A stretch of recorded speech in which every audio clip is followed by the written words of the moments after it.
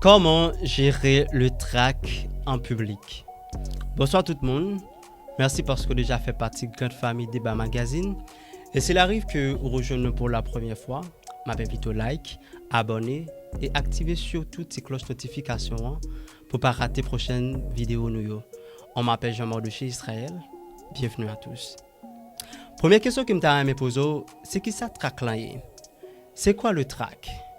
Le trac, c'est la peur, angoisse que l'on ressent avant d'affronter un public, de subir une épreuve, etc. Je dis à me partager avec vous quelques bagailles que vous souvent négligées lorsque vous êtes pour une intervention en public. Tu as peur, tu stresses, tu trouves que c'est la fin du monde. La première des choses, on a la respiration. Pour qui ça est très important à chaque prise de parole en public pour bien respirer. Lorsqu'on bien respirer, ça aide à éviter le trou de mémoire. Ça aide à trouver le bon mot. Dès que tu ne respires pas, on a l'impression de parler trop vite, on a l'impression que vous butez sur quelques mots, on a l'impression que les mots ne viennent pas à temps. Et dès que ça arrive, tu n'as plus d'air dans la tête. Du coup, tu stresses, tu bègues, tu trembles. Franchement, tu te sens vraiment mal à l'aise. À partir de maintenant, dès que tu as le mic, dès que tu as le micro, fais-toi au moins 3 séries de respiration. Même les grands orateurs du monde, les grands communicateurs du monde font ça. Ils respirent avant chaque prise de parole en public.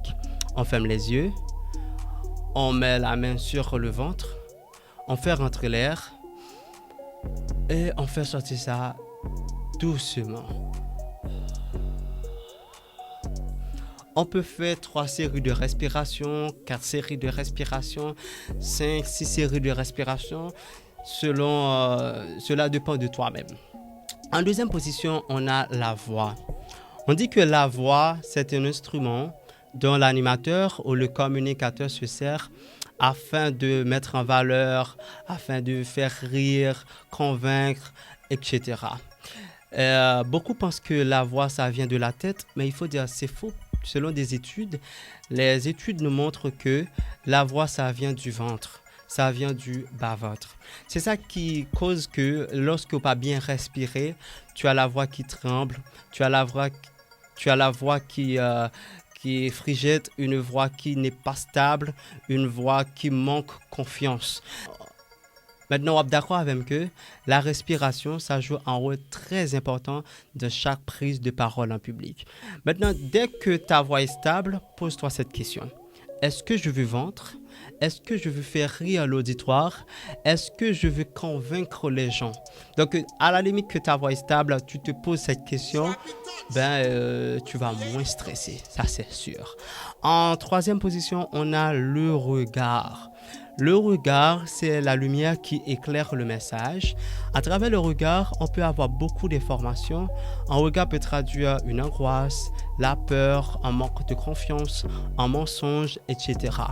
Donc, une petite phrase qui me toujours dit, la peur de parler en public est plus forte que la peur de mourir. Qu'est-ce que je veux dire? Quand on parle au public, on voit le regard des autres, alors que quand on meurt, on ne voit plus de personne. Donc c'est effectivement ça que je veux mettre en tête tout. À chaque prise de parole en public, dès que tu as le mic, dès que tu as le micro, tu fais comme si tu étais chez toi. Finalement, comprendre que la peur de regarder les gens dans les yeux, c'est juste ça sortit depuis à la base. C'est un manque d'éducation, encore.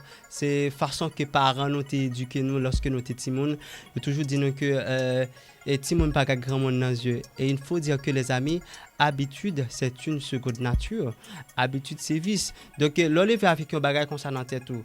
À chaque fois que vous parlez en grand monde, ou baisser tête ou devant pour parler, du coup lorsque vous en public, ça ou vient même tendance à ou plus envie de baisser tête tout tant pour garder public là. À partir de maintenant, conseil que je veux prodiguer avec vous, c'est surtout regarder le public sans jamais regarder personne. Qu'est-ce que je veux dire? C'est sûr qu'on pose cette question, mais Mardoché, il est dingue, il est fou, quoi. Oui, comment on peut regarder un public sans regarder personne? Bonsoir, poser cette question, ça. La première des choses, c'est regarder le public en baladeur. Par exemple, on regarde tantôt à droite, au milieu, à gauche, au milieu, à droite. OK? On regarde à droite, au milieu, à gauche, au milieu, à droite. Ou encore capable de garder public là en W. Au lieu pour me garder salle là, pour me garder toute salle là, me focaliser plus au milieu de la salle. Ou du moins, me garder deux extrémités salle là, dépendamment de public qui est en face moi.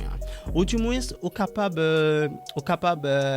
garder un monde dans le public là qui devant, qui paraît très jovial, qui est très souriant, ou vous trouvez qui paraît très gentil, au capable garder le fixement dans les yeux pendant que vous avez intervention dans le public là.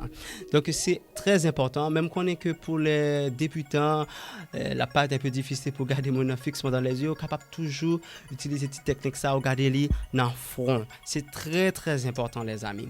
Et maintenant, il y a ce qu'on appelle le sourire. Pour que ça est toujours important pour sourire à chaque prise de parole en public, dépendamment de circonstances là. J'ai bien dit dépendamment de circonstances là. Imagine-toi bien que on a funérailles en famille, encore grand-père, grand-mère, ou qui ont une biographie pour bail, c'est sûr certain que c'est un peu difficile pour paraître très souriant. Mais imagine-toi après les funérailles, tu as un programme à animer, un concert, un gala, un mariage, etc. Donc c'est vrai, c'est la même personne, mais c'est deux visages différents. Donc il faut apprendre à faire cela, c'est très important. Souris ton public. Et dès que tu souris, les gens se sentent réellement concernés. Donc c'est un signe qui montre que tu as la confiance en soi, tu n'as pas peur. À partir de maintenant, lorsque tu as le micro, tu souris le public. C'est très très important ce que je viens de te dire là les amis. C'est important, souris ton public, souris encore et souris encore ton public. Donc pour ce qui concerne le ton, c'est très important, mais on va pas en parler de ça aujourd'hui. On parle ça dans une prochaine vidéo. En résumé, c'est bien respirer. C'est en deuxième position, c'est ne parler pas trop vite, souris ton public et ensuite utilise bien le langage corporel. Merci infiniment d'avoir regardé cette vidéo. Abonne-toi à ma chaîne YouTube. Aide-moi surtout à partager le lien à tes amis WhatsApp, Facebook et Instagram. Nous sommes disponibles sur YouTube, Débat Magazine, Facebook Débat Magazine, Instagram Débat Magazine, Twitter, Instagram Jean-Marc Israël, Twitter Jean-Marc Israël. Merci infiniment d'avoir regardé cette vidéo. On vous donne rendez-vous semaine prochaine. Bonsoir. Vous êtes chanteur, slammer, compositeur? Amazing Grace Recording Studio, c'est la référence. Compas, blues, jazz, swap, reggae, rap, R&B, dancehall, afrobeat, afro-compas, zouk, troubadour. Et publicité pour votre entreprise et business, c'est notre affaire. Nous sommes disponibles du dimanche au vendredi de 8h à 4h. Venez vous enregistrer à Amazing Grace Recording Studio. Adresse Croix de Bouquet, rue Acule Espagnol, Bacotar, en face à Collège Frédor. Téléphone 40 75 12 22, 43 77 06 96, 37 96 10 18. Amazing Grace Recording Studio, we are the best.